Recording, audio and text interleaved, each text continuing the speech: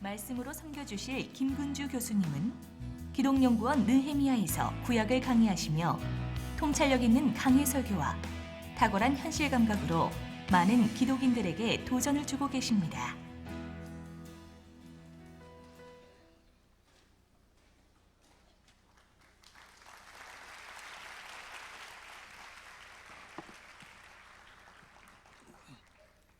만나 뵙게 되어서 반갑습니다. 소개받은 김근주라고 합니다. 대회 내내 잘 부탁드리겠습니다. 오늘 우리 함께 보고 싶은 말씀은 구약성경 다니엘서 1장 6절에서 8절입니다. 다니엘서 1장 6절에서 8절 말씀 우리 같이 읽는 것으로 우리 저녁 말씀을 시작을 하면 좋겠습니다. 다니엘서 1장 6절에서 8절입니다. 우리 성경 찾으신 분들은 함께 한 목소리로 6절부터 8절 말씀 읽으시겠습니다. 제가 가진 것은 개역 개정판이기 때문에 혹시 다르더라도 큰 상관없겠습니다. 함께 읽겠습니다. 그들 가운데는 유다 자손 곧 다니엘과 하나냐와 미사엘과 아사랴가 있었더니 환관장이 그들의 이름을 고쳐 다니엘은 벨드사살이라 하고 하나냐는 사드락이라 하고 미사엘은 메삭이라 하고 아사랴는 아벳느고라 하였더라. 다니엘은 뜻을 정하여 왕의 음식과 그가 마시는 포도주로 자기를 더럽히지 아니하리라 하고 자기를 더럽히지 아니하도록 환관장에게 구하니. 아멘. 제가 4번에 걸쳐서 나누고 싶은 말씀은 구약성경 다니엘서에 있는 말씀들을 우리 나누려고 생각합니다. 다니엘서가 12장까지 있지만 전부 다 보지는 않고 오늘 1장, 내일 2장, 그 다음엔 4장, 마지막에는 6장, 그렇게 다니엘서의 말씀을 나누려고 생각합니다.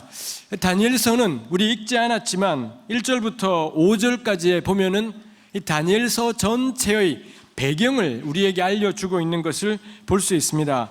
우리가 1장 1절부터 5절까지 눈으로 대충 보시면은 나라가 망하기 직전, 여호야김 3년이라고 되어 있습니다만 그야말로 나라가 망하기 직전이고 나라가 망하다 보니 바벨론이 쳐들어와서는 유다의 모든 것들을 약탈해가는 그런 현실들이 다니엘서 첫머리에 나와 있습니다. 예루살렘이 느부갓네살에게 포위되었고 왕과 성전 그릇들이 이방 왕의 수중에 떨어지는 그런 광경들이 첫머리에 나와 있지요. 사실 우리 다니엘서 자체는 굉장히 담담하게 이런 내용들을 이야기하고 있지만 이 담담해 보이는 진술의 뒤에 있는 현실은 무엇입니까? 나라가 망한 겁니다. 이방이 쳐들어와서는 왕과 성전 그릇이 이방 왕의 수중에 떨어졌다라는 건 그러기까지 얼마나 많은 약탈이 있었겠고 성이 불타고 사람들이 죽고 모욕과 굴욕을 당하고 이런 일들이 피눈물 나는 참담한 현실, 이런 것들이 아마 다니엘서 1장 첫머리에 나와 있는 이 담담한 말씀들의 배경이다라고 할 수가 있겠습니다. 예루살렘은 말입니다, 하나님이 선택한 도시이지 않습니까? 여호야김은 그 이름의 뜻이 여호와께서 세우시리라. 정말 멋진 신앙 고백이 담겨있는 그런 이름일 것입니다. 아마 우리 여기 오신 분들 가운데도 하은이, 예은이, 주은이, 하영이 이런 이름들 몇 명쯤은 계실 가능성이 있습니다. 전부 이거 부모님들이 겁나 믿음이 좋으셔서 애 이름을 그 모양으로 지어 놓으신 것이겠습니다. 사람 이름이 여호야김, 여호와께서 세우시리라, 이런 이름을 가졌다라는 건 이 장난이 아닌 겁니다. 진짜 하나님 의지하는 거고 진짜 하나님 믿는 거죠. 그래서요, 자식 이름을 이렇게 멋지게 지어 놓았더니 역사가 일어났습니까? 여호야김이라는 정말 대단한 이름, 여호야김 다음에 여호야긴, 마지막 왕은 시드기야였습니다. 시드기야는 여호와는 나의 의로움, 이런 뜻을 가진 이름입니다. 그래서요, 그 이름이 나라를 지킬 수가 있었습니까? 그 이름이 멸망해가는 예루살렘의 멸망을 1분이라도 1초라도 늦추거나 멈추게 할 수가 있었느냐? 전혀 그럴 수가 없더라라는 것입니다. 다니엘서는 그렇게 시작을 하고 있어요. 말이 안 되는 현실이 여호와를 경외하고 고백하고 인정하는 것 같은데 나라가 망해버렸고 성전이 약탈당하는 그런 일들이 일어났다라는 것입니다. 그런 날 왔다라는 거지요. 유대 백성들은 절대 그날이 안 올 줄 알았습니다. 근데 그날 왔어요. 나라가 망하고 교회가 망하고 성전이 불타는 그런 날이 왔더라라는 것입니다. 우리는 어떨까 싶은 거죠. 오늘 우리 함께 모인 분들은 이 나흘 동안에 학교에 대해서 우리가 생각을 할 것이겠습니다. 그렇지만 대한민국의 모든 학교는 대한민국이라는 이 커다란 더 큰 그림 안에 있습니다. 대한민국이 망하면 학교가 망하는 것입니다. 학교가 겁나 잘 되는데, 학교는 너무 교육이 잘 되고 너무 좋은데 대한민국이 망해버리면 그 좋은 학교도, 그 좋은 교육도, 그 좋은 모든 것들도 전부 무너지게 되는 그런 날들이 오지 않겠습니까? 우리 다니엘서를 보면서 좁게는 학교, 우리 무너져가는 학교에 대해서 생각하는 것이 있겠습니다만, 당연히 우리가 붙잡고 가야 될 것이 우리 대한민국 전체, 한반도 전체가 우리 앞에 있어야 되겠다 싶은 겁니다. 배가 침몰에 가는데 내가 타고 있는 선실, 그 안에는 너무 행복해요. 전체의 배는 바닷속으로 가라앉아 가는데 내가 탄 선실은 예수 믿는 천국이에요. 말이 안 되는 일인 거겠지요. 그 선실이 아무리 행복해도 배가 침몰에 갈 때 선실마저 침몰에 갈 것이겠습니다. 그때는 선실 안에서 행복하게 살기, 이거에서는 안 되는 거겠지요. 선실 안에서 겁나 챙기며 나누며 살기, 이거 쓸모없는 것입니다. 선실 나와서 배 전체를 바라보는 것이 필요하겠다 싶은 것이지요. 다니엘서의 첫머리 말씀은 우리로 하여금 끔찍한 현실 앞에다가 세워두고 있더라이죠. 그 끔찍한 현실을 나타내는 두 가지 장치가 있습니다. 이 느부갓네살이 쳐들어와서는 빼앗아가는데, 빼앗아간 두 가지가 있습니다. 첫 번째는 성전의 그릇들을 빼앗아갔다라고 그렇게 되어 있지요. 성전 그릇 얼마를 빼앗아다가는 약탈해서는 가져가서는 자기네 신의 신전의 보물창고에 갖다 두었더라, 그렇게 1장 첫머리에서 이야기를 하고 있습니다. 성전 그릇을 약탈해 갔다라는 건 전부를 다 차지해버린 거죠. 보통은 구약에 보면 성전에 누가 함부로 들어가면 난리가 나지 않습니까? 우시아라는 유대의 임금은 성전에 자기가 마음대로 들어가서 제사 지내려다가 문둥병, 나병이 생기는, 그래서 왕위에서 물러나게 되는 그런 일이 일어나지 않았습니까? 그런데 이방 왕이 성전에 멋대로 들어가는데도 아무런 일도 일어나지 않는 겁니다. 그뿐 아니라 이 이방 왕이 들어가더니 성전 그릇 전부가 아니라 일부만 가지고서는 가서는 어디 가느냐, 자기네 신의 신전 보물창고에 가져다 두는데도 아무 일도 일어나지가 않더라. 그게 우리 1장 첫머리에서 이야기하죠. 느부갓네살이 왜 전부 가져가지 않고 일부만 가져가겠습니까? 알 길이 없죠. 성경에 나와 있지 않으니 알 길이 없겠습니다만 잔머리를 이렇게 저렇게 굴려보는 겁니다. 저는 이 말씀 보면서 그런 생각이 들었습니다. 얼마든지 전부를 가져갈 수 있는데 일부만 가져가는 거죠. 이거 요때 일부 가져가요. 여호야김 3년에 일부 가져갔다고 되어 있고, 여호야김 왕이 죽고 여호야긴 왕이, 그의 아들이 왕위에 올랐을 때 또 쳐들어와서는 여호야긴을 끌고 가면서 성전 그릇을 또 가져갑니다. 그리고 제일 마지막 왕 시드기야가 등극하고 11년 되었을 때 또다시 쳐들어와서는, 그때는 예루살렘을 멸망시켜버리고 남아있던 성전 그릇 전부를 다 가져가는 그런 일들을 하더라는 거죠. 세 차례에 걸쳐서 찔끔찔끔 거리면서 성전 그릇들을 가져가고 있더라라는 것입니다. 왜 이러는 걸까요? 이거 저는 말씀을 보면서 이거 짓밟는 거지요. 누가 강자인지, 누가 승자인지, 누가 힘이 있는지를 명료하게 보여주는 것이 계속해서 세 차례에 걸쳐서 성전 그릇 가져가기 이겠다 싶은 겁니다. 한번 왕창 가져가 버리고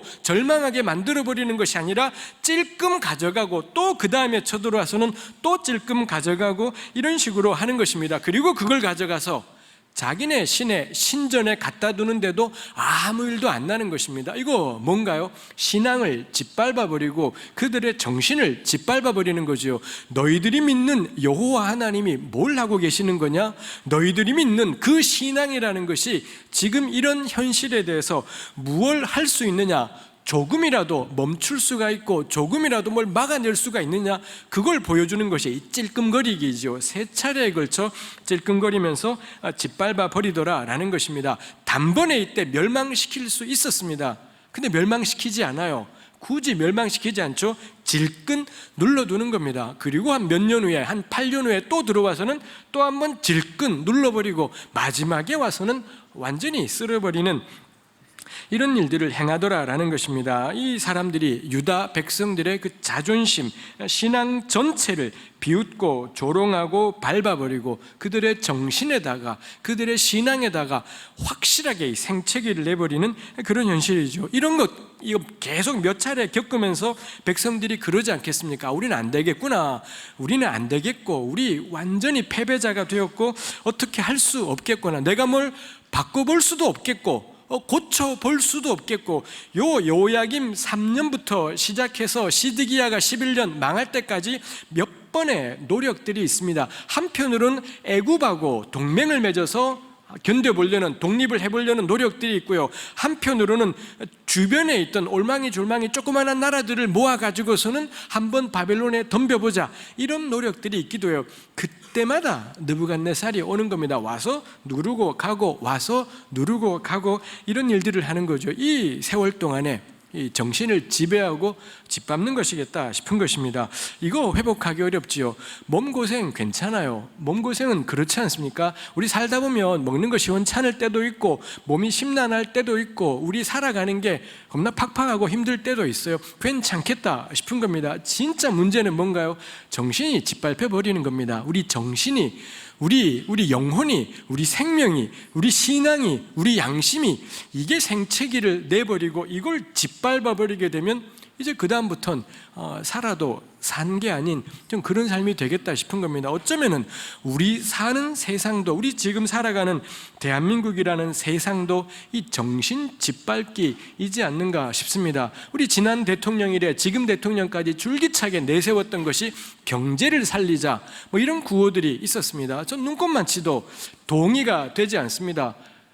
지금 우리에게 필요한 게 밥이냐? 지금 우리에게 필요한 것이 경제냐? 그래 우리 연봉 겁나 작다. 그래 우리 먹고 살기 쉽지 않다. 그래 우리 남들처럼 좋은 아파트 못 산다. 그래서 어쩌라고? 그래서 경제가 살면 그 747인지 777인지 뭔 놈의 숫자들 그게 채워지고 나면은 그러면은 우리 삶이 풍성해지는 건지, 그러면은 우리 학교가 사는 거고, 그러면은 이 침몰해가는 대한민국이 사는 건지, 전 경제 살리겠다는 대통령들 눈꼽만 치도 동의되지 않습니다. 댁들은 그거 하라고 하나님이 세운 사람이지는 않을 거다 싶은 생각이 겁나 개인적으로 저에게 있더라 라는 것입니다. 뭐 특정한 아무런 그건 없이 그냥 개인적으로 그런 생각이 들더라이죠. 그런 점에서 이 빼앗겨버린 성전 그릇이라는 것은 정말 좀 상징적인 것이겠다 싶은 겁니다. 누가 너희들의 주인이냐? 요거 보여주는 것이겠다 싶어요. 두 번째 느부갓네살이 가져간 것이 우리 3절, 4절, 5절에 나오는 바 유대의 청년들을 데려갔다라고 그렇게 되어 있습니다. 데려간 청년들을 표현하기를 왕족과 귀족이라고도 했고요. 그 다음에 4절에는 흠없고 용모 아름답고 모든 지혜를 통찰하고 지식에 통달하고 학문에 익숙한 자, 그야말로 인재들, 괜찮아 보이는 사람들, 똑똑해 보이는 사람들, 뭐 이런 사람들을 데려갔다라고 그렇게 이야기를 하고 있지요. 이런 청년들이 결국에는 유다의 미래이지 않겠습니까? 이들을 통해서 새로운 역사들이 이루어져 가고 이들을 통해서 그래도 지금은 망해가지만 어떤 변화들도 일어날 텐데 이 바벨론이 이 청년들을 데려갔다라고 되어 있습니다. 데리고 가서는 보니 5절에서 왕이 지정하여 그들에게 왕의 음식과 그가 마시는 포도주에서 날마다 쓸 것을 주어 3년을 기르게 하였다. 그리고 4절 끝에는 갈대아 사람의 학문과 언어를 가르치게 하였다. 그렇게 되어 있습니다. 이 유대의 핵심적인 청년들, 아주 똘똘하고 괜찮아 보이는 그런 청년들을 데리고 가더니 눌러버리지 않는 겁니다. 이거 지근지근 누르고 괴롭혀서는 정신을 막 이렇게 하지 않았던 거죠. 이 사람들은 데려간 다음에 3년간을 왕이 먹는 음식, 왕이 마시는 포도주, 이거 의미하는 바가 있지 않겠습니까? 아마도 가장 좋은 어떤 대우였던 거겠죠. 최고의 대우들을 이 청년들에게 제공하면서 3년간 갈대아 사람의 바벨론의 학문과 언어를 가르치게 하였더라라는 겁니다. 그리고는 최종적으로는 이 젊은 친구들을 왕 앞에 서게 될 것이라, 바벨론 왕실의 관리로 발탁하고 등용해야 되겠다, 뭐 이런 생각들을 바벨론이 했다라는 것입니다. 저는 이거 바벨론이 대단하다, 자신감이 있었다라고 생각을 합니다. 유대의 포로들만 끌고 가지 않았을 겁니다. 당시 바벨론이 이 드물게도 세계 당시 고대 중동 전체를 장악했던 나라였기 때문에 유대뿐만이 아니라 유대 인근의 아람, 모압, 에돔 전체 이런 나라들을 전부 점령하고는 괜찮아 보이는 사람들을 끌고 갔을 겁니다. 얼마나 많은 포로들이 끌려갔을까요? 얼마나 많은 젊은이들이 그 당시 세계 각국에서 바벨론 땅으로 끌려왔을까요? 유대 청년들에게만 이런 대접하지 않았을 겁니다. 성경에 나오지 않습니다. 제가 생각을 해보니 그렇지 않을까 싶은 겁니다. 죄다 끌어왔겠죠. 그리고는 이 친구들에게 이 3년간 왕의 음식, 왕이 마시는 포도주 제공하고 갈대아 사람의 바벨론의 학문과 언어를 가르쳤더라라는 겁니다. 이 사람들 자신 있는 것이지요. 대단한 물량인 겁니다. 수많은 포로들을 끌고 왔는데 3년을 이렇게 먹여도 괜찮겠더라라는 겁니다.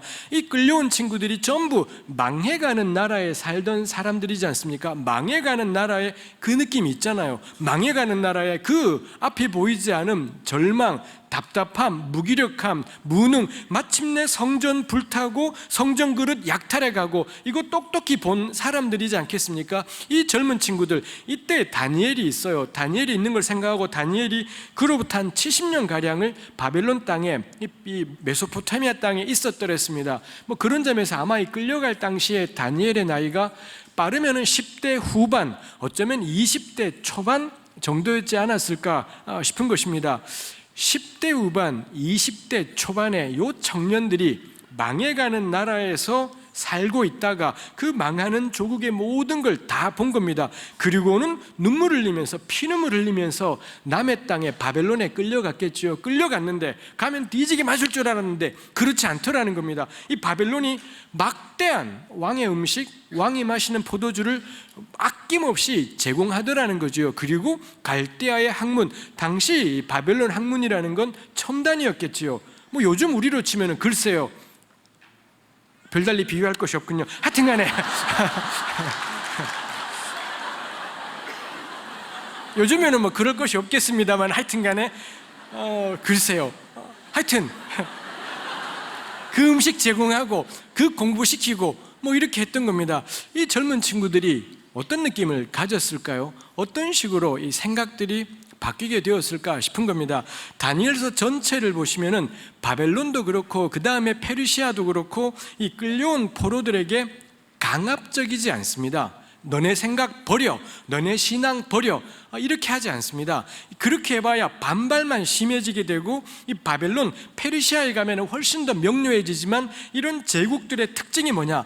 너네 믿고 싶은 대로 믿어라. 특히 페르시아는 바벨론에게 망해서 끌려왔던 유대 포로들을 돌아가게까지 하지 않습니까? 돌아갈 때 빈손으로 돌아가게 하지 않습니다. 이때 느부갓네살이 약탈해 왔던 성전 그릇들을 전부 줘서 보내요. 줘서 보낼 뿐만이 아니라 돈도 줍니다. 너네 돌아가면은 성전 지어라.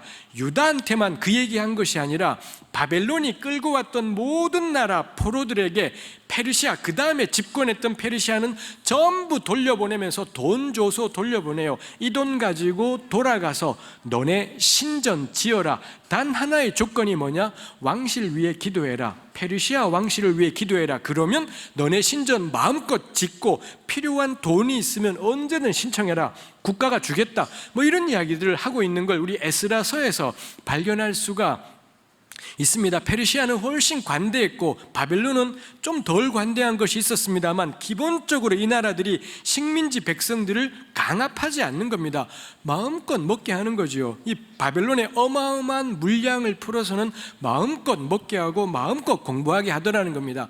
3년이면 되겠다라는 거죠. 3년간 이 친구들 먹이고 공급하고 채우고 공부하게 하면, 그러면 그 3년 뒤에 바벨론 왕실의 충성된 충실한 일꾼으로 세워지겠다라는 겁니다. 눌러서 바꾸는 것이 아니라, 지근지근 막 눌러서 피폐하게 만들어서 바꾸는 게 아니라 온갖 거 다 주는 겁니다. 필요한 모든 것들을 전부 제공해서 이렇게 했다라는 것입니다. 성경에 이런 표현들이 명료하지 않지만 전 이리저리 상상을 해보면서 바벨론의 그 자신감, 세계 열강으로서, 당시 세계 초강대국으로서 그들이 가지고 있는 자신감, 이런 것들이 이 안에 담겨 있더라라는 겁니다. 누를 필요 없는 겁니다. 맛보게 하는 거예요. 누르지 않고 밟지 않고 얼마나 바벨론이 풍요로운 나라인지를 맛보게 하는 겁니다. 얼마나 바벨론이 풍성해서 아낌없이 공급할 수 있는 나라인지를 보게 하는 것 이지요. 요즘은 그럴 예가 없겠습니다만 옛날에 우리 1950년대, 60년대, 70년대 그때 우리 대부분 미국으로 유학 가지 않았습니까? 미국 유학 갔다가 돌아오신 분들, 지금 대한민국의 모든 정계, 재계, 관계, 이 모든 영역들의 압도적인 수를 차지하고 있는 사람들이 미국에 유학 갔다 오신 분들이지 않습니까? 그렇지 않은 분들도 있겠습니다만 그분들의 거의 공통된 것 중에 하나가 뭔가요? 겁나 풍요로운 미국에 대한 이 찬사, 이런 것들이, 저는 이게 없는 분들을 만나보기가 훨씬 더 어렵다 싶을 정도로 이 미국의 그 풍요로움에 대한, 미국의 그 넉넉함에 대한 압도되어 있는 것들이 있습니다. 저는 한국 경제가 60년대 이 경제개발 5개년 계획이 시작된 이래 60년대, 70년대, 80년대, 90년대, 2000년대에 이르러서까지 한국 경제를 주름잡는 건 뭐냐? 미국 경제학이다 라는 생각이 저 개인적으로 있습니다. 이거 거의 전 이거는 틀리지 않는 이야기이지 않을까 싶은 마음이 있습니다. 그 바벨론의 자신감하고 어쩌면은 견줄 수 있는 것이지 않을까 싶어요. 그 가운데 우리의 주인공 다니엘, 하나냐, 미사엘, 아사랴, 이 4명의 젊은 형제들이 있는 것을 볼 수가 있습니다. 이분들 전부 이름 다 바뀌어요. 다니엘은 벨드사살로 이런 식으로 바벨론식 이름으로 전부 바뀌어지지요. 이 이름이 보여주는 것이 무엇입니까? 이름조차도 마음껏 쓸 수 없는 세상, 이름조차도 다니엘이니 미사엘이니 하나냐니 전부 유대식의 이름이고 하나님께 대한 신앙 고백 이런 것들이 담겨있는 이름입니다. 근데 그 이름이 바뀌어서 벨드사살 같은 바벨론 신의 이름을 딴 그런 이름으로 이름들이 바뀌게 되는 것들이 있죠. 아벳느고 같은 경우는 느고라는 바벨론의 신이 있는데 느고의 종 이런 뜻을 가진 이름인 겁니다. 완전히 황당무계한 이름이지 않습니까? 그런 이름들로 전부 바뀌어버렸더라 라는 것이죠. 이게 이거 보면서 특이한 것이, 우리는 왜 창시계명이 경험이 있지 않습니까? 우리 조선 사람들은 일제 36년간의 식민지 경험이 있고요. 이 일제시대 말기에 가면 일본이 이 궁지에 몰리면서 이 한국 사람들 이름을 막 바꿔버리는 창시개명을 시켰던 적이 있습니다. 저도 기억나는 일본 이름, 한국 사람인데 바꾼 이름이 있습니다. 다카키 마사오 이런 이름을 가진 분도 있지 않습니까? 이렇게 일제 이 만주국의 군관으로 있으면서 다카키 마사오라는 이런 이름을 가졌던 사람이 해방된 조국에서 대통령까지 되기도 한다는 점에서 정말 놀랍고, 딸도 대통령이라는 사실이 참 진짜 우린 관대하구나 싶은 생각을 하게 되기도 개인적인 견해입니다.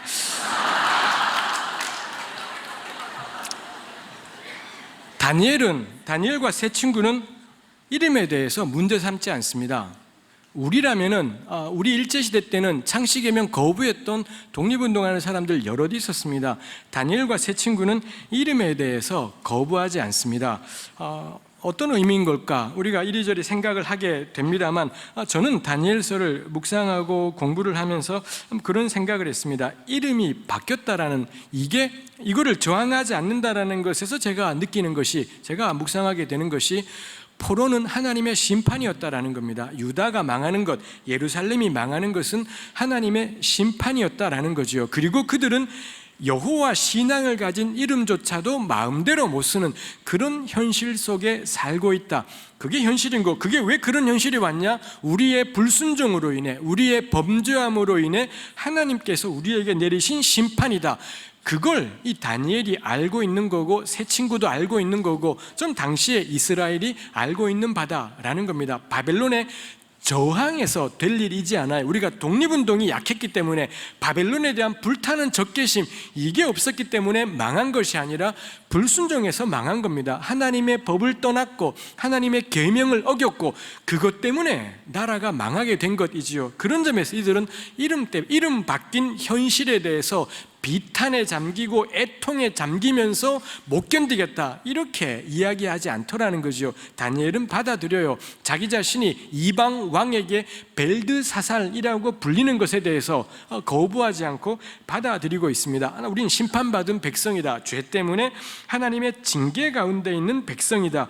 그게 이분들이 이름에 대해서 저항하지 않는 의미이지 않을까 싶은 것입니다. 나누고 싶은 것은, 그런데도 불구하고 다니엘서는 그 다음 내용들이 있더라는 거지요. 이름조차도 마음대로 못 쓰는 현실이고, 분명히 불순종했기 때문에 끌려가서 남의 땅에 살아야 되는 그런 신세이지만 이 사람들 죽은 듯이 살지는 않더라라는 거지요.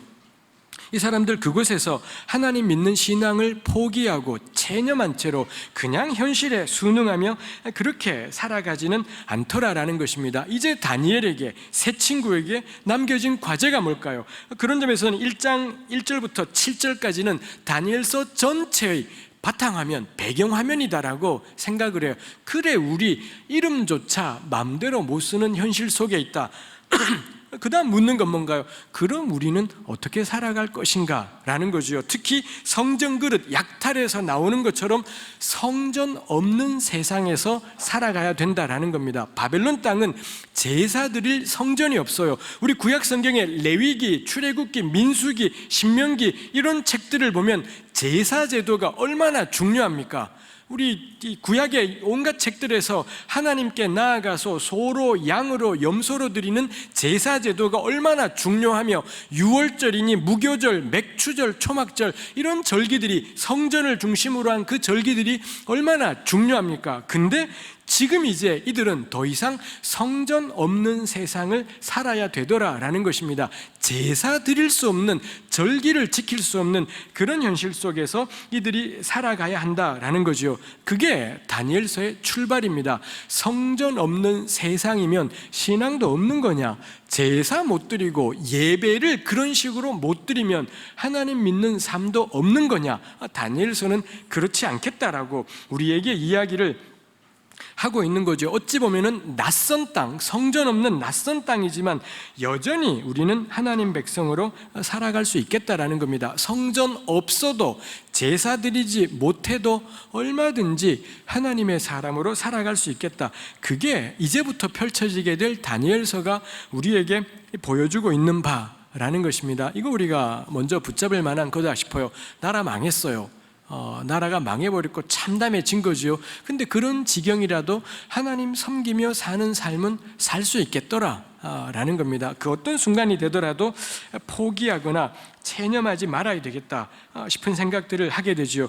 그런 점에서 다니엘서는 단지 포로된 이스라엘의 신앙생활만을 보여주는 것이 아니라 낯선 땅을 살아가는 하나님 백성의 모습, 그걸 보여주는 것이 이 다니엘서가 우리에게 나누어 주게 되는 거고요. 곰곰이 생각해 보면 우리 역시 그러하겠다 싶어요. 구약의 수많은 사람들, 이 갈대아 우르에 살다가 가나안 땅으로 가게 되었던 아브라함 역시 평생을 낯선 땅에서 살아가기를 훈련했던 사람이었던 거고, 애굽에 내려갔던 야곱의 후손들도 낯선 땅에서 살아간 사람이겠습니다. 그리고 지금 대한민국 땅을 살아가는 우리 역시 낯선 땅을 살아가는 사람이겠습니다.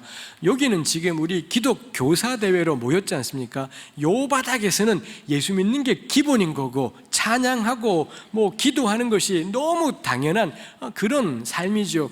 이건 우리의 삶이지 않습니다. 이거는 우리 삶의 그야말로 일시적인 굉장히 특별한 국면이지요. 보통 우리가 살아가는 삶, 우리가 지금 내내 생각해 보려고 하는 그 학교는 이 세상이지 않습니다. 기독교 세상이지 않고 기독교적인 가치가 전부 기본이 되어 있는 그런 곳이지는 않겠다라는 겁니다. 전 그 점에서 낯선 땅이겠다 싶은 거지요. 명백히 우리의 교육은 세속 사회 속에서 이루어지고 있다라는 거, 전 요거 우리가 너무 당연한 현실이지만 붙잡을 만하다 싶은 겁니다. 더 이상 다니엘은 다니엘로 불리지 않아요. 벨드사살로 불리는 겁니다. 사실 다니엘서를 보시면은 이 다니엘과 세 친구의 이름이 다니엘, 하나냐, 미사엘 이렇게 불릴 때가 있기도 해요. 그럴 때는 언제냐? 자기네끼리 있을 때요. 자기네끼리 있을 때는 다니엘, 하나냐, 미사엘, 아사랴 이렇게 부르지만 왕실에 들어가게 될 때 바벨론의 왕과 만난다라든지 관직과 연관되어 있다라든지 그런 본문들에서는 한결같이 다니엘서가 벨드사살, 아벳느고, 사드락, 메삭 이런 식의 이름들을 쓰고 있는 겁니다. 이거 의미가 있지요. 우리끼리 있을 때야 우린 신앙인인 겁니다. 그래서 예수님이 어쩌고 말씀이 어쩌고 성령께서 역사하시고 어쩌고 이런 이야기가 통하는 것이겠습니다만, 대부분의 삶의 현실, 학교 가운데 나아가서 살아가게 될 때에는 더 이상 우리는 예수님께서 기뻐하세요, 이게 통하지 않는 세상 속을 우리는 살아가는 것이 있겠다라는 것입니다. 전 이거 의미가 있겠다 싶은 거죠. 세상 나가서 자꾸 교회 다니는 거 유세하지 마라라는 겁니다. 제가 어릴 때는 그랬던 것 같습니다. 저 고등학교 1학년 때 처음 예수 믿었습니다만, 그때는 학교에서 제 고등부 때 예수 믿고는 식사 기도하기가 그렇게 부끄럽고 어려웠더랬습니다. 그래서는 그때는 왜 그건 도시락이보다는 벤또라고 해야 딱 맞을 것 같습니다만, 하여튼 이 도시락 뚜껑을 열면서 기도하는 겁니다. 뚜껑을 열면서 떨어지는 순간까지 탁 기도하고 누구도 알아챌 수 없게. 그때는 그 기도하기가 창피했었어요. 창피하다 보니 그렇게 했었고, 이게 시간이 가다 보니 괜찮아졌습니다. 그래서는 딱 기도하고 아마 고3쯤 가서는 그게 되었던 것 같기도 해요. 그때는 말입니다, 이 그때는 텔레비전이 아니라 테레비라고 해야 될 것 같기도 해요. 테레비에 연예인들이라든지 유명한 분들이 무슨 상 타지 않습니까? 상 타고는 먼저 하나님께 영광 돌립니다. 그러면 그게 그렇게 기뻤더랬습니다. 내가 다니는 교회가, 저희 부모님 교회 다니지 않으셨고 제 교회 다니는 걸 너무 못마땅해 하셨고 맨날 이거 편치 않은 것이 있었는데, 저런 사람들이 나랑 같은 신앙을 가지고 있다는 게 너무 기쁘고 위로가 되고 힘이 되던 그런 시절이었더랬습니다. 이게 계속 바뀌더라고요. 계속 바뀌지 않습니까? 요즘 누가 축구하다가 골 넣고 기도하면 욕 직사게 먹게 되는 그런 시대가 되지 않습니까? 연예인들이 무슨 상 탄 다음에 십자가를 먼저 고백을 하게 될 때 은혜가 그리 되지 않습니다. 은혜가 그리 되지 않고 오히려 욕을 먹게 되는 좀 그런 시대 속을 우리가 살아가고 있다 싶어요. 이게 세상이 타락해서 그런 거냐? 좀 동의되지 않습니다. 세상이 예수님을 점점 더 싫어하게 돼서 그런 거냐? 좀 그런 것 같지 않다 싶어요. 기독교인들이 꼴보기 싫은 겁니다. 예수 믿는 사람들이 꼴보기 싫고, 말은 저렇게 겁나 예수님 사랑해요 라고 하는데 만난 그리스도인들은 진짜 이기적이고 자기네끼리 겁나 친하고 겁나 챙기고 하지, 세상을 향해서는 이기적이기 짝이 없는 집단들이 손에는 눈꼽만치도 보지 않고 옳은 일은 한 발도 들이지 않는 그런 존재가 기독교인이다라는 게 지금은 세상의 대세가 되고 상식이 되어버린 그런 시대 속을 살아간다 싶은 것입니다. 글쎄요, 어쩌면은 이 느부갓네살 시대의 유다와도 비슷하지 않을까 싶은 겁니다. 이제 더 이상 다니엘은 이름 가지고 승부하지 마라 라는 겁니다. 이제 이 사람은 벨드사살로 불리는 겁니다. 벨드사살은 바벨론 신의 이름이 그 안에 들어가 있다. 다니엘서 4장에 그런 말씀이 있습니다.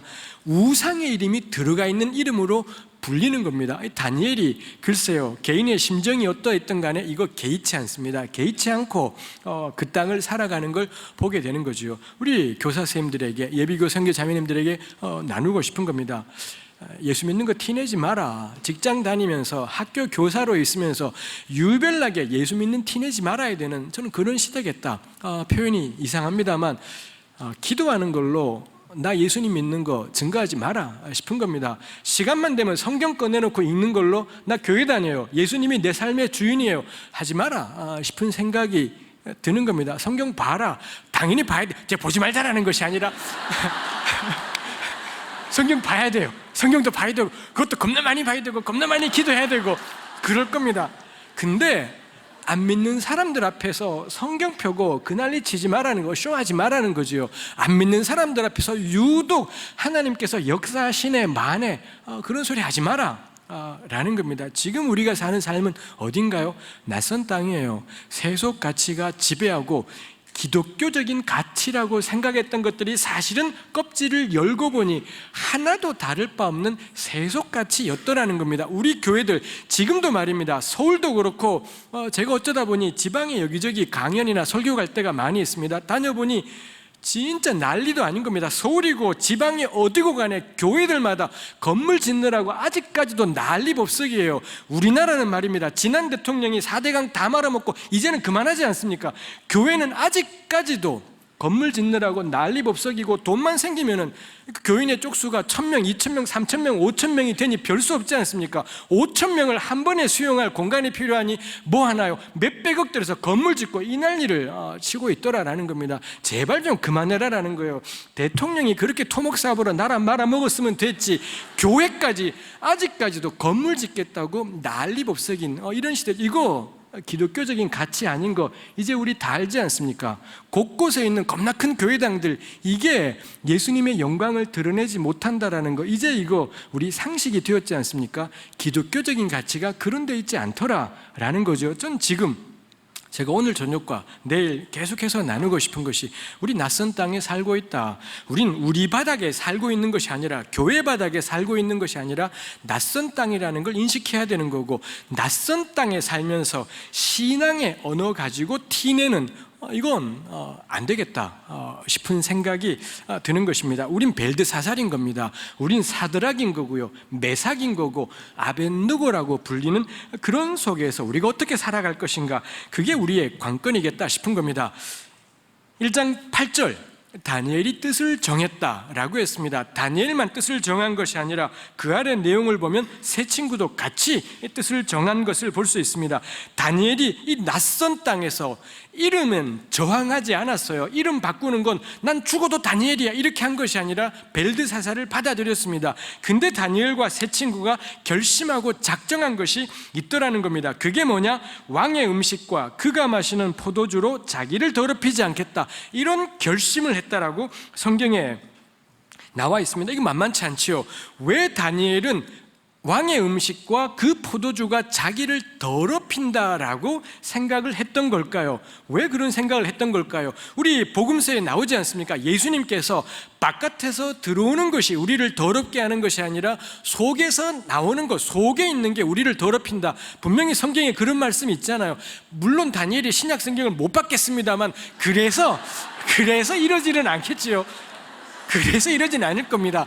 진리는 하나이니 구약이든 신약이든 통하는 것일 겁니다. 다니엘이 왜 자기를 음식과 왕의 음식과 왕이 마시는 포도주가 왜 자기를 더럽힌다라고 생각했을까?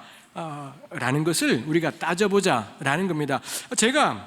전 구약을 전공했더랬습니다. 그래서는 여기 나오는 단어들이나 이 표현들을 가지고 검색을 해보는 겁니다. 검색을 해보니 자기를 더럽히다, 이게 무슨 용어지? 검색을 해보니 일단 제가 이 본문을 보면서 첫 번째 들었던 생각은 왕의 음식에 돼지고기가 있는 게 아닐까, 혹은 구약 성경이 금지하고 있는 부정한 동물들을 이방에서는 먹으니 그것 때문에 거절한 것이 아닐까 싶은 생각이 든 겁니다. 그래서 찾아보니 자기를 더럽히다, 이런 단어가 그러면은 음식 먹는 것과 연관된 레위기 11장, 신명기 15장 이런 곳들에 나와야 될 텐데, 제가 찾아보니 자기를 더럽히다라는 단어가 레위기 전체에 한 번도 쓰인 적이 없는, 레위기뿐만이 아니라 레위기, 민수기, 신명기 이런 율법 책들에 단 한 번도 쓰인 적이 없는 그런 단어였더라라는 것입니다. 그리고 또 하나, 다니엘과 세 친구는 왕의 음식을 안 먹기로 했지만 함께 끌려갔던 유대 청년들은 먹지 않습니까? 그러니 환관장이 쟤네들은 이거 먹고 얼굴이 좋은데 너네는 안 먹어서 얼굴이 상하면 내가 큰일 난다, 뭐 이런 이야기를 하지 않습니까? 여기서 짐작할 수 있는 게 같이 끌려갔던 청년들은 왕의 음식을 먹었던 겁니다. 이거 우리가 기억해야 될 것이, 유대인들은 이거 음식법 진짜 철저해요. 유대인들은 이방 땅에서도 돼지고기 안 먹기로 유명했고, 특히 이 다니엘 때로부터 몇백 년 지나면은 돼지고기를 안 먹는다는 이유로 사흘 만에 8만 명이 죽어나가는 이런 일들이 일어나기도 했다라는 겁니다. 유대인들은 이거 정말 철석까지 지키던 그런 법인 겁니다. 근데 그때 같이 끌려갔던 유대 청년들은 왕의 음식을 먹었다라는 건, 왕의 음식이 돼지고기라서 다니엘이 거부했던 것은 아니다라고 보는 것이 저는 타당하겠다 싶은 겁니다. 짐작이 되시겠지만 성경에 그런 이야기 있냐? 없습니다. 그냥 제가 이렇게 저렇게 검색을 해보면서 잔머리를 굴려본 것이지요. 우리 여기 계신 분들은 그 전에 어떻게 생각하셨더랬습니까? 왜 다니엘이 안 먹었다라고 생각하셨는지요? 일단 왕의 음식, 부정한 음식이라서 안 먹겠다는 아니구나 라고 저는 정리했습니다. 두 번째, 포도주가 있습니다. 포도주를 왜 다니엘은 안 먹겠다라고 한 걸까? 이거 찾아볼 만하지요. 포도주, 이것도 검색하면 되지 않겠습니까? 포도주를 검색해보게 되면 포도주가 구약에 쓰인 용례들이 쫙 나와요. 거의 대부분의 맥락에 포도주는 풍요로움의 상징, 하나님이 주신 축복의 상징이 포도주라고 할 수가 있겠습니다. 그래서 이스라엘은 포도 수확을 거두면은 그 포도를 가지고 즙을 짜서 포도주를 발효시켜서 포도주를 만들어서 먹는 것 너무 당연한 일이고, 하나님께 제사 드릴 때도 포도주를 부어드리고, 뭐 신명기에 보면은 너희가 11조와 화목제 드리는 날에 포도주와 독주를 이웃과 함께 나누어 마시며 즐거워하라, 뭐 이런 말씀들이 있더라라는 거죠. 이 말씀 순종하기는 겁나 쉽지 않은 것이 있습니다만, 하여튼 간에 뭐 이런, 우리 교회가 특이해서요, 11조는 순종하는데 포도주와 독주를 마셔라는 불순종하는 느낌이 약간 있기도 해요. 순종하자는 것이 아니라 말이 그렇다라는 것이죠. 이 포도주를 마시지 말라라는 말씀이 없더라는 겁니다. 포도주를 마시지 마라가 나온 데가 제가 찾기로는 명료하게 있는 데가 몇 군데가 있기는 합니다. 일단 레위기 10장에 보면 직무수행 중에 포도주와 독주를 마시지 마라, 특히 제사장의 직무수행 중에 술 먹지 마라라는 명확한 명령이 있습니다. 직무수행할 때는 이스라엘의 제사장은 24 이 반으로 나누어 있어요. 한 달에 2반씩 해서 돌아가면서 직무 수행을 했던 건데, 자기 당번일 때 술 퍼마셔서는 안 된다, 뭐 이런 말씀들이 있는 겁니다. 또 하나 나와 있는 것이 잠언 31장입니다. 잠언 31장에 1절부터 보시면은 르무엘 왕이라는 사람이 있었고, 그 왕의 어머니가 아들에게 그런 권고를 해요. 너 왕인 아들에게 넌 포도주와 독주 마시지 마라 라고 딱 금지를 시켜요. 왜냐? 이 왕이 해야 될 일이 뭐냐?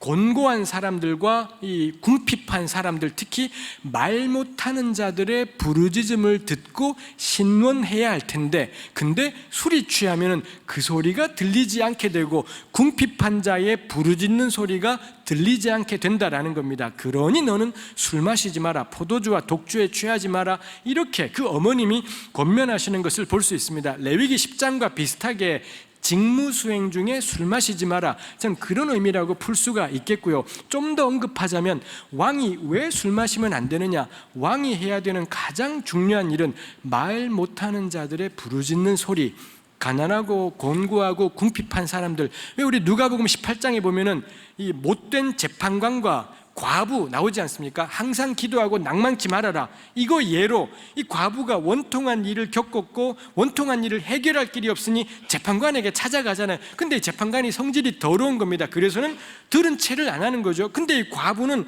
여기 말고는 이 재판관, 지도자, 왕, 통치자, 법, 제도, 구조, 이거 말고는 길이 없는 겁니다. 과부이다 보니 아무데도 호소할 데가 없는 거죠. 별 수 없죠. 미친 듯이 이 재판관을 찾아가서는 계속 부르짖었더니 못된 재판관이라도 요걸 해결해 주더라. 이렇게 예수님이 누가복음 18장에 예로 드시는 것이 있지 않습니까? 그게 구약이 또 성경이 가지고 있는 지도자, 왕, 통치자, 이 사람들의 가장 중요한 업무 사항이죠. 지도자는 왜 존재하나요?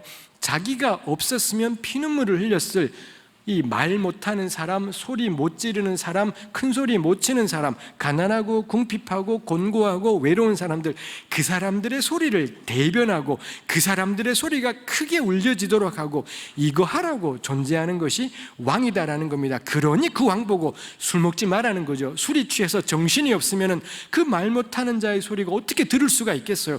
가난한 자의 그 부르짖음이 어떻게 들리겠습니까? 오히려 들리는 것은 함께 술을 마시는 자기 주변에 힘 있는 사람들, 권력자들, 부유한 사람들, 이 사람들의 소리만 온통 들리게 되지 이 왕의 자리에 오지 못하는 그들의 소리는 안 들리게 될 겁니다. 그러니 그 어머니가 왕한테 잠언 31장에 딱 하나 권하는 것이 술 퍼마시지 마라 라고 권면하는 것이 있더라는 거죠. 이거 생각해 볼 만해요. 저는 교사도 어찌 보면은 지도자, 리더라고 할 수 있지 않겠습니까? 지도자가 왜 존재하겠습니까? 교사도 마찬가지고 저 같은 목사도 마찬가지죠. 잘난 사람 지 알아서 해요. 잘난 사람들은 지 알아서 소리 지를 거 다 지를 거고요, 지 알아서 챙길 거 다 챙길 겁니다. 왜 목사가 존재하겠습니까? 왜 리더가 존재하겠습니까?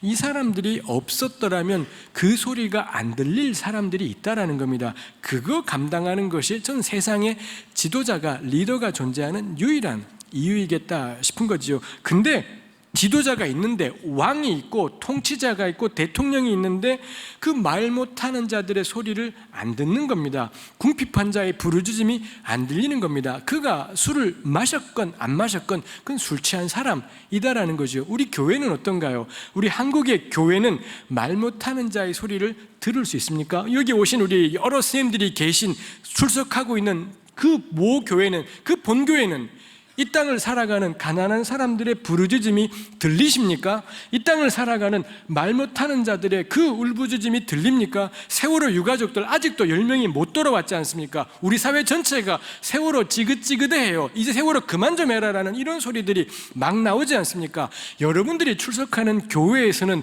그 유가족들의 그 눈물이, 그 부르짖는 것이, 아직 돌아오지 못한 아이들의 소리가 들리는가라는 거예요. 그게 안 들린다면 술 취한 겁니다. 술을 마시기나 말기나, 술을 퍼마시든 말든, 술을 입에 한 방울 더 대든 안 되든 이미 그 교회는 술 취한 거죠. 술이 취해서는 이 사람들이 안 들리는 거예요. 술이 취해서는 이 부르짖는 소리가 하나도 귀에 들리는 것이 없는 겁니다. 예수 믿는 건 술 안 마시기지 않겠다라는 거죠. 예수 믿는 건 술을 입에도 안 대기, 어쩌라고요? 대든지 말든지 마음대로 해라. 대자라는 것이 아니라, 대자라는 것이 아니라 언제부터 우리 교회가 술 안 마시는 게 자랑이 된 교회냐는 거죠. 교회의 자랑은 뭐겠습니까? 말 못하는 자들이 교회 오면 그 소리 하나님께 들린다라는 겁니다. 가난하고 궁핍한 자들이 어디 가도 기댈 데가 없던 사람들이 교회 가면 살겠다 싶은 겁니다. 예수님께 가면 살겠다 싶더라는 거지요. 거기가 교회지 않습니까? 거기가 우리 하나님의 역사이지 않습니까? 우리 선생님들은 학교에서, 저는 목사로서 교회에서 어떤가 싶어요. 우리 교회에서, 우리 학교에서, 우리 교실에서 그 약한 아이들이, 그 힘든 아이들이 이 선생님한테 가면 살겠다 싶은, 전 그게 예수 믿는 선생이겠다 싶은 겁니다. 입만 열면 예수님 어쩌고저쩌고 그만해라 라는 거죠. 입만 열면 하나님이 너 사랑하신다, 됐다, 알겠다라는 거죠. 하나님 사랑하는 거 알지 않습니까? 그러니 근데 저 선생님한테 가면 살겠다 싶은 겁니다. 나 같은 아이도 여기 가면 살겠다 싶고, 우리 교우들에게도 저는 마찬가지겠다 싶어요. 제가 양념처럼 하는 이야기입니다만, 우리 대통령 작년에 프랑스 가서 불어했지 않습니까? 미국 가서 영화고 그 난리 쳤습니다. 그만 좀 해라 싶은 거예요. 언제부터 이 망할 놈의 대통령이 걸핏하면 외국어를 하고 이 난리이지 않습니까? 대통령 외국어라고 뽑은 게 아니잖아요. 들어라. 조선 사람들이 조선말로 뭐라고 부르짖는지 듣는 겁니다.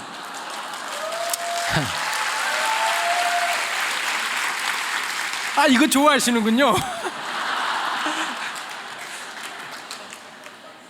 지방에서는 모르겠습니다. 지금도 서울에 가면 거의 매주마다 청계광장이나 서울광장이나 이런 데 가면 촛불 들고 뭐라 외치는 사람 있습니다.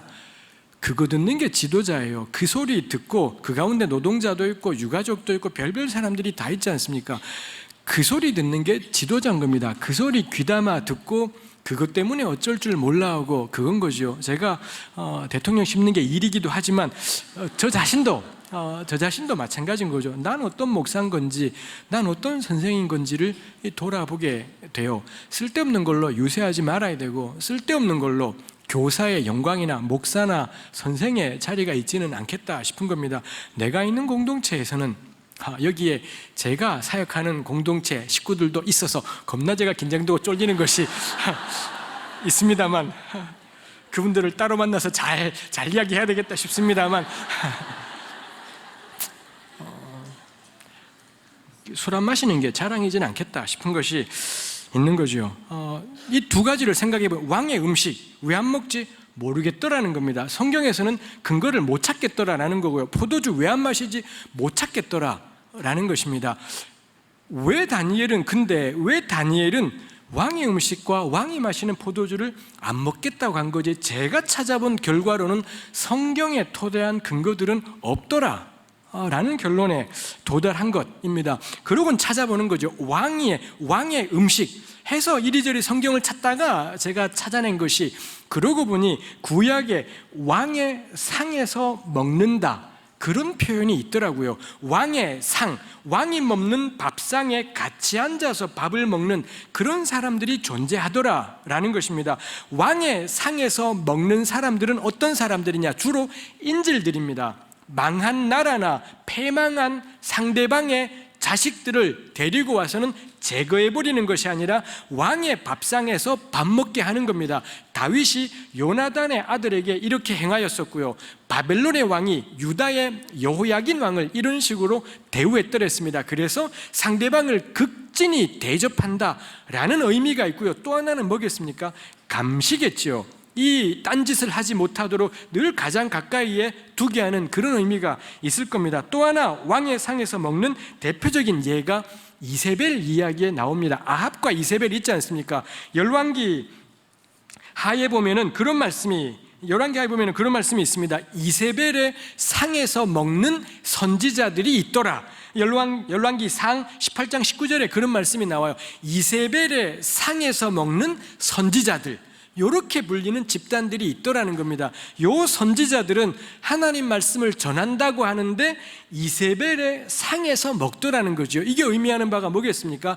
이세벨이 주는 돈을 받고 이세벨의 후원하에서 그의 사역을 감당하고 있더라, 이런 정도의 의미이지 않겠습니까? 열왕기서에서 이세벨의 상에서 먹는 선지자들, 이분들이 하는 일이 하나님을 거역하고 엘리야 같은 사람을 괴롭히고 이런 일들을 저지른 거죠. 요쯤 보면서 제 나름대로 깨달은 겁니다. 이게 왕의 상인 거구나. 왕의 음식이라는 표현은 나오지 않지만 왕의 상에서 먹는다라는 건 그런 거구나. 왕이 원하는 말을 하는 거고, 왕이 기뻐하는 소리를 하는 거고, 왕의 눈앞에서 절대로 떠나지 않는 거고, 그 근처에서 머물러 있는 것, 그게 왕의 상이겠다 싶은 겁니다. 그러고 보니 다니엘서 1장을 볼 때 음식과 포도주가 나올 때 가장 처음에 나온 게 1장 5절인 겁니다. 1장 5절에 왕의 음식, 그가 마시는 포도주, 이렇게 나온 거지요. 근데 제가 읽으면서 불편했던 게 8절 가도 왕의 음식과 그가 마시는 포도주 이렇게 표현하더라는 겁니다. 보통 우리 국어로 표현하자면 한번 왕의 음식, 그가 마시는 포도주 했다면 그 다음부터는 그 음식과 그 포도주, 그 음식과 그 포도주, 이렇게 가는 것이 자연스럽지 않습니까? 실제로 히브리어도 정관사라는 게 존재해서 한 번은 부정관사로 등장하고, 겁나 심란한 얘기지만 하여튼 간에 처음에는 부정관사로 어떤 음식 등장하고 그 다음부터는 그 음식, 그 포도주, 이렇게 간다라는 겁니다. 근데 1장에서는 줄기차게 왕의 음식과 그가 마시는 포도주, 왕의 음식과 그가 마시는 포도주, 이렇게 되어 있더라는 것입니다. 그리고 13절 가도 당신 앞에서 우리의 얼굴과 왕의 음식을 먹는, 15절에 가도 왕의 음식을 먹는, 계속해서 왕의 음식, 그가 마시는 포도주, 계속 그런 표현들을 하더라는 거죠. 다니엘서는 이 음식과 포도주의 출처가 어딘지를 중요하게 생각하는 겁니다. 음식이 문제가 아니라, 포도주가 문제가 아니라 왕이 마시는 요거에 대해서 다니엘서가 강조하고 있고 초점을 두고 있다라고 볼 수 있지 않을까 싶은 겁니다. 그게 아까 제가 보았던 왕의 상에서 먹는 자와 결합시켜 볼 만하다라는 겁니다. 다니엘서 5장에 가면 벨사살이란 임금이 엄청 커다란 잔치를 열어요. 벨사살은 아주 약했던 왕이었는데 자기의 약함을 가리느라고 허세와 과장을 부려요. 그래서 그 수단으로 한 게 뭐냐, 엄청나게 수많은 사람들을 모아놓고 벌린 큰 잔치가 있었고, 그 잔치의 핵심이 뭐냐, 포도주. 우리 개혁성경 그냥 술이라고 했지만 포도주입니다. 포도주를 마시면서 이런저런 일을 하다가 뭐 벽에 손가락이 나타나는 그런 엄청난 일이 생기는 거죠. 거기서도 알 수 있는 것처럼 포도주라는 것이 왕의 위세, 왕의 대단함, 이런 것들을 나타내는데 아주 중요한 장치더라라는 것입니다. 결론, 그러면은 다니엘이 왜 왕의 음식과 왕의 포도주가 자기를 더럽힌다라고 생각한 걸까? 성경에 따른 결정이지는 않겠더라 라고 저는 생각을 합니다. 구약에 나타나 있는 원칙 때문에, 구약에 이걸 금지했기 때문에 안 하는 것이지는 않겠다라는 거고요.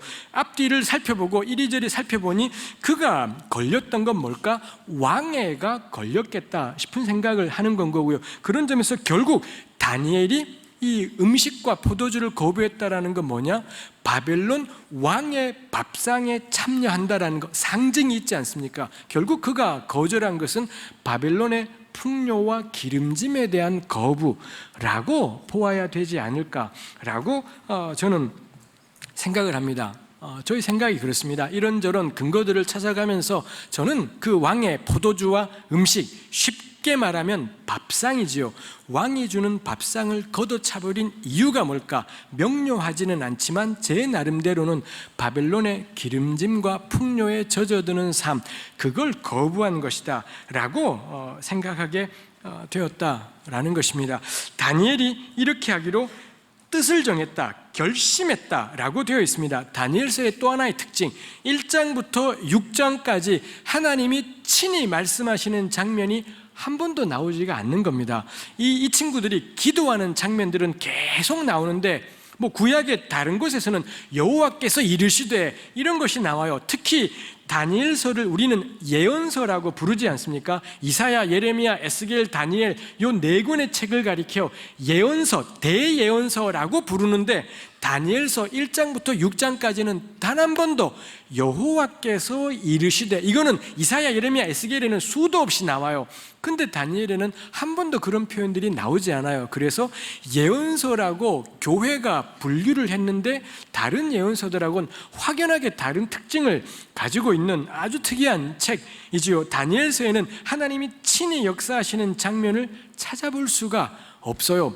물론 친히 역사하시죠. 그래서 풀무불에서도 살아나오고 사자굴에서도 살아나오지만 하나님이 친히 말씀하시는 그런 장면이 없지요.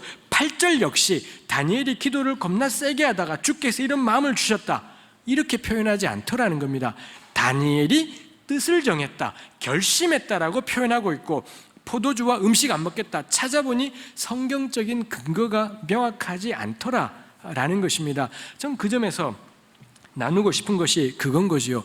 다니엘과 세 친구는 자기들 나름대로 낯선 땅에서 살아가면서 어떻게 하나님을 섬기며 살아갈지 그걸 스스로 결정한 것이겠다, 이렇게 보아야 되지 않을까 싶은 것입니다. 이분들이 음식 안 먹겠다, 술 안 마시겠다, 포도주 안 마시겠다 이렇게 결정을 해요. 전 그게 단지 이거 안 먹겠다, 저거 안 마시겠다, 음식에 대한 절제나 삼감 인 것 같지는 않다 싶은 것입니다. 저는 이게 의미하는 것이 낯선 땅에 살면서, 바벨론 땅에 살면서 어떻게 내가 하나님의 사람으로 살아갈 것인가를 이 다니엘과 세 친구가 고민하고 궁리하고 기도하면서 그들이 깨닫고 내렸던 원칙, 그게 이런 원칙으로 나타난 것이지 않을까 싶은 것입니다. 이거 저는 우리가 배워볼 만하다 싶은 것입니다. 다니엘이 지금 또 하나의 규칙 만들자, 저도 마찬가지인 거고, 우린 끊임없이 큐티하다가도 자꾸 규칙이 만들고 싶어요. 오늘 요거 하지 말자, 이제 우리 저거 하지 말자, 자꾸 규칙을 만들고 싶은 게 있습니다. 다니엘도 그렇게 했다라는 인상도 생기지만 저는 이 음식과 포도주에 대한 거절이 규칙을 만들기라기보다는 삶의 형태에 대한 결정이다라고 보아야 되지 않는가. 이 왕의 밥상을 걷어참을 통해 왕의 밥상에서 밥 먹는 사람들이 누리고 있는 그 혜택, 그 특권, 그 부귀영화 이런 것 있지 않습니까? 그걸 걷어차버린 것, 요거 하나 하지 말기, 저거 하나 하기, 이걸 결정한 것이 아니라 삶의 형태를 정한 거다라고 생각하는 거고요. 근데 그 삶의 형태를 어떻게 정했느냐?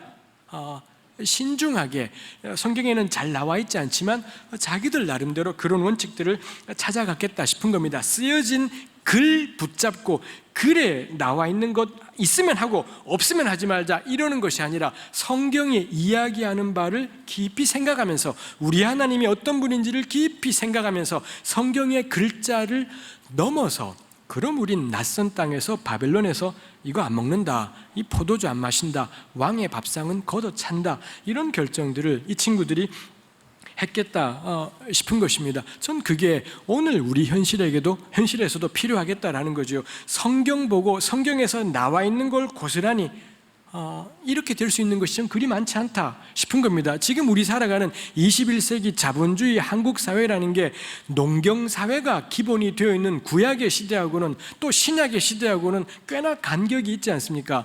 전 제일 답답한 것이 성경대로 하자. 전 이 말씀 참 답답해요. 성경대로가 너무 막막한 것이 있겠다라는 겁니다. 하나님 어떤 분인지 깊이 묵상하고 늘 성경 보고 기도하고 묵상하는 가운데 하나님을 알고 그 다음에는 눈 떠야 되죠. 눈 감고 묵상하지 말고 눈 떠라 싶은 겁니다. 눈 뜨고 우리 현실을 보고 생각하자라는 겁니다. 지금 이 시대 속에 우리가 다니엘에게 배우자면 음식 먹지 말자, 우린 술 마시지 말자, 그거 할 것이 아니라 지금 대한민국 땅에서 바벨론의 풍요와 기름짐으로 상징되는 게 뭘까?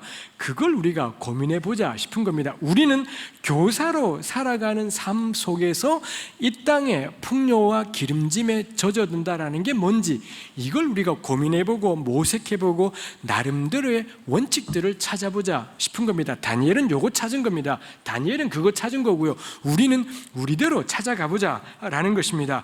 요것을 모든 소년들이 한 것이 아니었습니다. 우리 보다시피 다니엘과 세 친구만 했지 않습니까? 이 친구들 대단하지 않습니까? 끌려온 유대 청년들이 숫자가 꽤 되었을 텐데 달랑 4명 한 겁니다. 4명하고 나머지 사람들에게는 글쎄요 설득이 안 된 겁니다. 근데 이 4친구가 제가 보기로는 바벨론 땅에 머무는 내내 이거 지켜간 것 같다라는 거죠. 4친구가 자기 넷밖에 안 되는데 절대로 자기 자신들을 과소평가하지 않는 겁니다. 스스로를 과소평가해서 우리가 뭘 하겠어? 우리 주제에 뭘 하겠어? 지금 우리가 요걸 한다고 해서 뭘 바꿀 수 있겠어? 이거 하지 않습니다. 과소평가하지 않는 거지요. 자기네가 제가 표현해 보자면 이 친구들은 자기네가 진짜 하나님의 사람이라고 믿는 겁니다. 자기들이 진짜 하나님의 사람이고 하나님이 기뻐하시는 사람이라고 진짜 믿은 거지요. 우린 다들 그렇게 말하지만 안 믿을 때가 있는 건데 이 다니엘과 세 친구는 정말 자기들이 하나님의 사람이라고 믿은 거예요. 정말 믿어버린 거죠. 그러더니 이런 결단들을 남들 아무도 그렇게 안 해요. 근데 이 친구들이 그런 결단을 하고 살아가 버리더라라는 것입니다. 저는 이거 생각해 볼 만하다 싶어요. 과소평가하지 마라라는 겁니다. 과소평가하지 않는다라는 게 우리의 알량한 재주 믿기 이제는 않겠다 싶은 거예요. 우리 이제 알지 않습니까? 사람 재주 겁나 달라요. 어떤 사람은 아주 재주가 뛰어난 우리 같은 예수 믿어도 말입니다. 겁나 재주 뛰어난 인간들도 꼭 있고 나는 그렇지 않잖아요. 나는 남들은 맨날 TV 자도 저만큼을 하는데 나는 밤을 새도 이게 안 될 때가 있지 않습니까? 하나님 불공평해요. 하나님은 절대 이거 공평하지 않습니다. 우리 태어날 때 어떤 사람들은 정말 좋은 가정환경 속에 정말 좋은 부모님 밑에 태어난 사람들이 있습니다. 그렇지 않은 사람들도 무지 많잖아요. 정말 난 우리 부모님 싫다, 난 이런 환경 싫다라고 자라면서 얼마나 우리가 상처가 되었던 일들이 많습니까? 이거 하나님 불공평해요. 우리가 태어나기 전에 전혀 선택할 수 있는 일이지 않았다라는 것입니다. 이게 말하는 게 뭔가요? 재주 상관없구나. 재주로 하나님 일하는 건 아니다라는 거 명확한 거죠. 그 좋은 가정 환경 그걸로 하나님의 일하는 것 아니겠더라라는 것입니다. 과소평가하지 않는다라는 게 내 안에 괜찮은 것 찾아보자. 전 그런 의미이지 않겠다 싶어요. 괜찮은 것 찾아본 적 있지 않습니까? 없지 않습니까? 사실 찾아보았더니 그닥 없는 것들이 없지 않습니까? 예수 믿는다고 해도 제가 늘 우리 공동체와 나누는 거지만 예수 믿어도 재주가 발달하느냐? 안 그렇더라고요. 예수 믿어도 재능이 자라느냐? 개발되느냐? 안 그렇더라라는 것입니다. 재주는 거기서 거기고요. 우리 재능도 거기서 거기고 이 성격도 그냥 계속 고만고만하게 있지 않습니까? 근데 하나님의 사람으로 쓰이게 되는 우리 주변에 사람들이 있더라는 거죠. 나랑 거기서 거긴데 말입니다. 나랑 거기랑 큰 차이가 없는데 우리가 보면 깜짝 놀라게 되는 그렇게 하나님에게 쓰임받는 사람들이 있어요. 재주 차이이지 않은 거죠. 재능 차이이지 않은 겁니다. 그 사람들은 자신들을 과소평가하지 않는 거예요. 하나님 앞에서 하나님의 사람으로 부름받은 자기 자신을 절대 과소평가하지 않는 겁니다. 자기가 해놓은 것 때문에 자신감이 있는 게 아니라요, 이 친구들이 무슨 그런 자신감이 있겠어요. 나라가 망해서 남의 땅에 끌려와서 이름도 벨드사살로 불리는 판에 무슨 자신감이 있겠습니까? 근데 이 젊은 친구들이, 이 젊은 형제들이 삶을 접지 않아요. 믿음으로 살아가기를 접어버리지 않고 왕의 밥상을 걷어차버리는 겁니다. 그 왕의 풍요로움을 3년간 이거 먹이면 생각 다 바뀐다라고 바벨론은 당연히 알고 있는 건데, 이 새 친구들이 그 밥상을 단번에 걷어차버리는 그런 결정을 하고는 이 젊은 친구들이 평생을 그렇게 살아가는 겁니다. 정말 자신을 과소평가하지 않고 믿음으로 살아가는 것이지요. 그런 은혜가 저에게, 우리 교사 선생님들에게, 우리 여러분들에게 있으면 좋겠습니다. 우리가 활동하는 그 학교에 돌아가서 절대 나 자신을 과소평가하지 말아야 된다. 재주 믿지 말고, 되도 않는 재능 믿지 말고 하나님 믿는 겁니다. 하나님의 신실하심을 믿고 우리가 하나님의 사람으로 부름받았다는 거, 그거 믿는 거죠. 그거 하나가 우리의 담대함인 거고, 어디 가서건 나라가 망했지만 할 거 있잖아요. 이 친구들 살아가지 않습니까? 아무리 끝이라도 하나님이 끝, 그러기 전까지 끝은 없는 겁니다.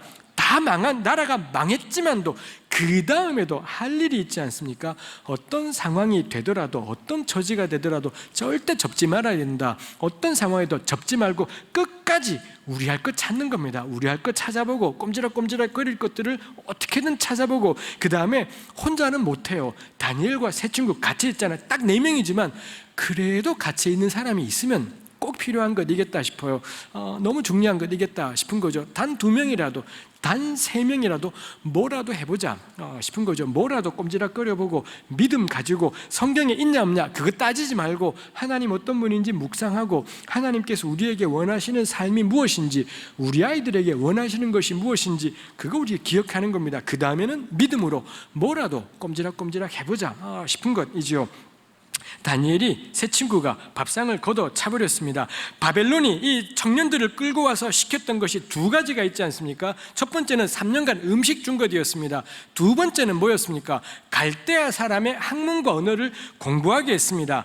밥상, 제가 그 음식을 밥상이라고 표현했습니다. 그러면 갈대아 사람의 학문과 언어를 공부하는 것은 요거랑 말놀이를 하자면 책상이라고 할 수 있지 않겠습니까?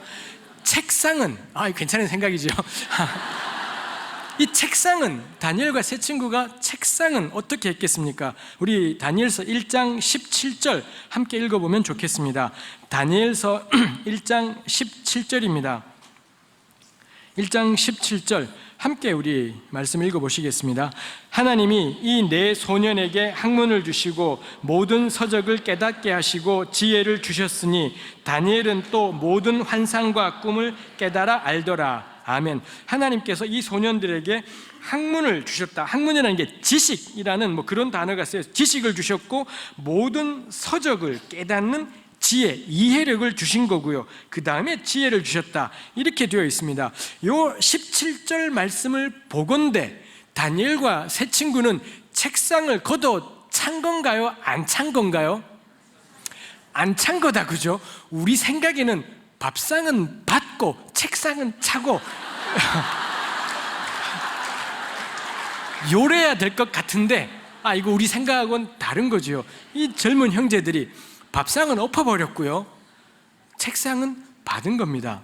갈대아 사람의 학문과 언어, 아까 제가 말씀을 드렸습니다. 당시에 그래서 갈대아 술사, 우리 2장 가면은 갈대아 술사라는 표현이 나오는데 그냥 이 원래 말로는 갈대아 사람, 요것만 쓰여 있어요. 근데 이걸 번역을 갈대아 술사라고 할 만큼 고대에서 이 바벨론, 갈대아가 바벨론의 이름인데 바벨론은 이런 걸로 굉장히 유명했던 나라였다라는 거죠. 바벨론의 학문이라는 것이 꽤나 대단한 그런 것들이 있는 겁니다. 사실 왜 함무라비 법전이라고 우리 세계사 시간에 배운 걸로 되어 있는 그거 역시 고대 바벨론하고 연관되어 있는 그런 법전이다라는 것입니다. 그러니 갈대아 사람의 학문과 언어는 당시로 치면은 그야말로 가장 첨단의 진보적이고 잘 발전된 그런 학문이었다라고 생각할 수가 있겠습니다.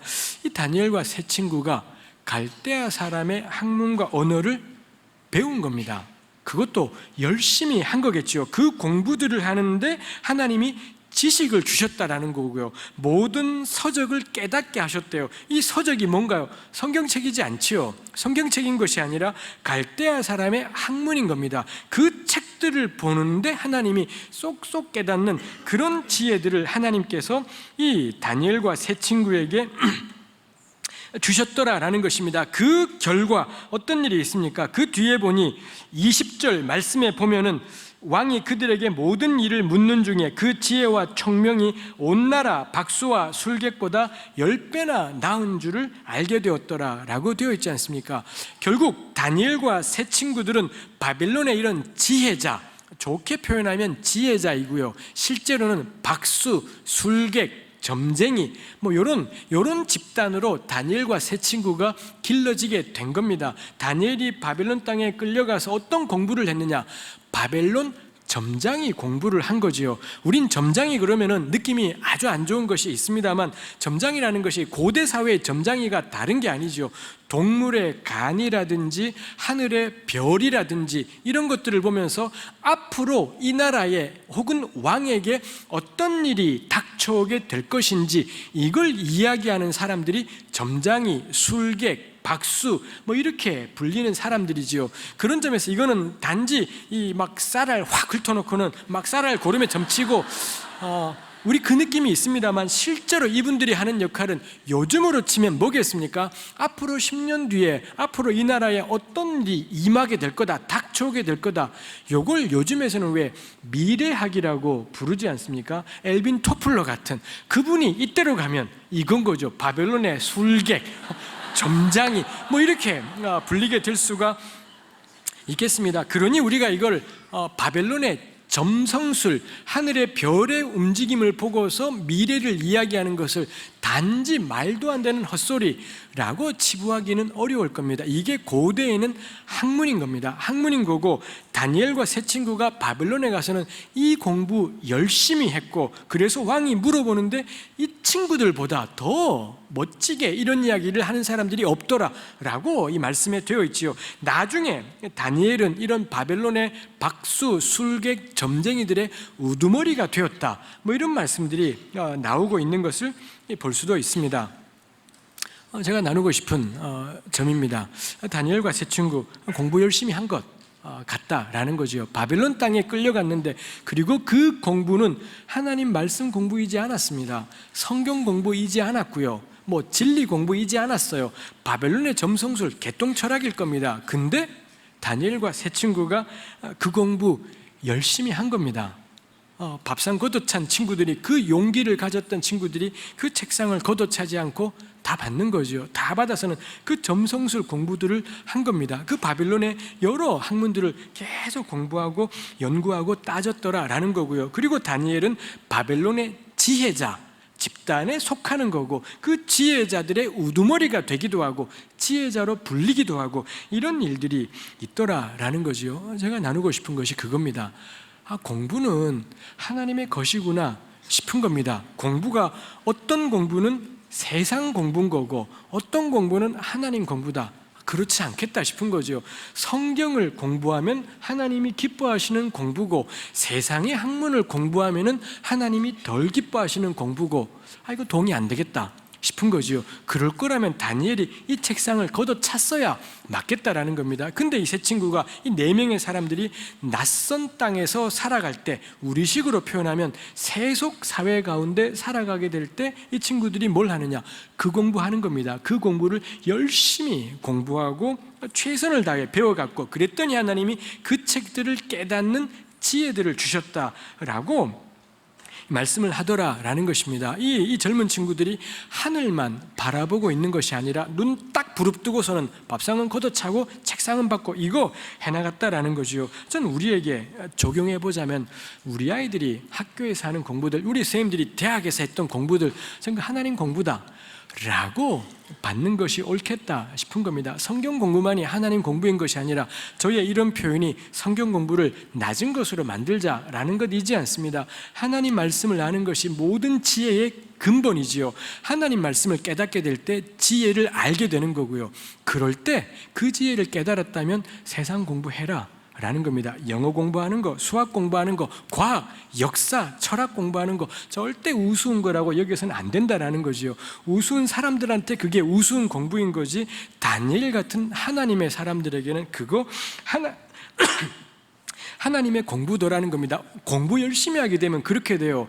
뭐가 살면서 중요한지, 뭐가 살면서 중요하지 않은지 그거 깨닫게 되더라는 거예요. 공부는 그런 겁니다. 공부하면은 남들보다 더 좋은 연봉 받게 되고 남들보다 더 좋은 자리 올라가게 되고, 그건 공부이지 않지요. 공부는 왜 하나요? 전 세상 공부든 성경 공부든 마찬가지다 생각을 합니다. 성경 공부 열심히 하고 세상 철학 공부, 역사 공부, 문학 열심히 읽게 되면 내 살아온 삶이 정말 쓸모없는 거 붙잡고 살았구나. 우리 예수를 10원도 안 믿어도 정말 세상 공부 깊은 사람들이 옳은 일, 바른 일 선택하는 경우들을 얼마나 우리가 많이 본 적이 있습니까? 그 사람들 보고 개똥철학이라고 함부로 말하는 것은 동의되지 않는다 싶은 거지요. 남들이 하는 세상 공부를 깎아내린다고 해서 우리 말씀 공부가 빛나지 않아요.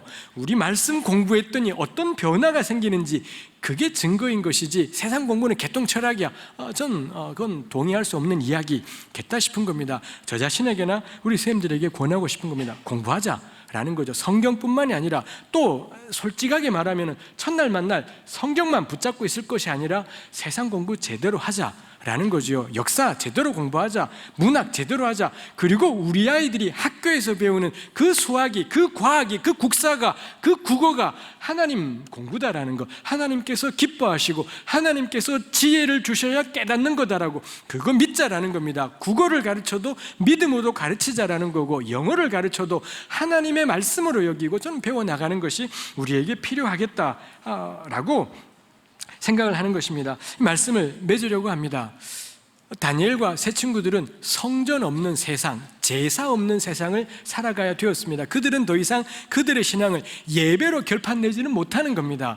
제사로 결판낼 수도 없더라라는 거지요. 근데 이 친구들이, 이 형제들이 나름대로 결단하는 겁니다. 왕의 음식, 왕이 마시는 포도주 그거 안 하겠다라고, 그 특권과 그 풍요로움을 거절해버리는 것이지요. 자기 자신들을 굉장히 소중히 여기는 겁니다. 그 음식 먹는다고 해서 소중한 것이 아니라 자기들을 정말 소중히 여기기 때문에 그 음식과 그 포도주를 거절해요. 왜냐하면 자기들이 하나님의 사람이기 때문에 그렇게 한 겁니다. 그리고 그 시간 동안에, 그 3년의 시간 동안에 갈대아 사람의 학문과 언어를 열심으로 연마하고 걸어갔다 라는 것입니다. 아까 제가 농담처럼 이야기했습니다. 전 오늘의 우리 교회는 어떻게 살았냐, 딱 요 반대다 생각을 해요. 오늘의 우리 교회는 책상을 걷어차버린 지 오래입니다. 기도해야지 책 보는 것, 기도와 책 보는 것이 반대가 되어버려서 우리는 기도하는 사람이지 공부하는 사람이 아니게 되어버린 것, 책상을 걷어차버린 지 오래된 것이 오늘의 우리 교회이겠다 싶은 것입니다.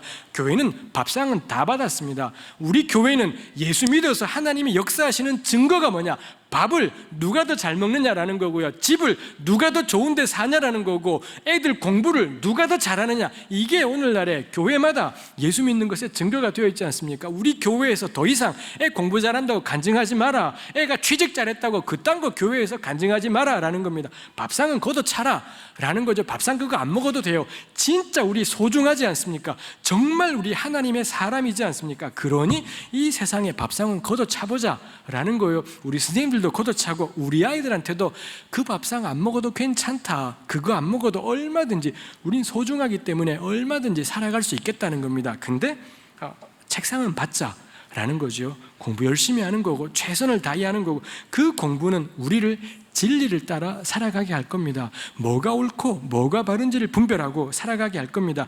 1장에 다니엘이 밥상 걷어차고 책상 받았지요. 이제 2장부터 하나님의 사람들이 어떻게 낯선 땅에서 하나님이 어떤 분인지를 드러내는지를 보게 될 겁니다. 입만 열면 예수님 이야기에서 예수님이 드러나지 않아요. 밥상 걷어차고 책상 받고 근육을 키운 거죠. 영적인 근육을 키웠고, 이제 2장부터 그 역사들을 감당해 가는 것들이 있더라라는 것입니다. 저도 우리 선생님들도 이런 다니엘과 세 친구의 은혜가 우리 모두에게 있었으면 좋겠습니다. 우리 함께 기도하시겠습니다. 우리 시간에 기도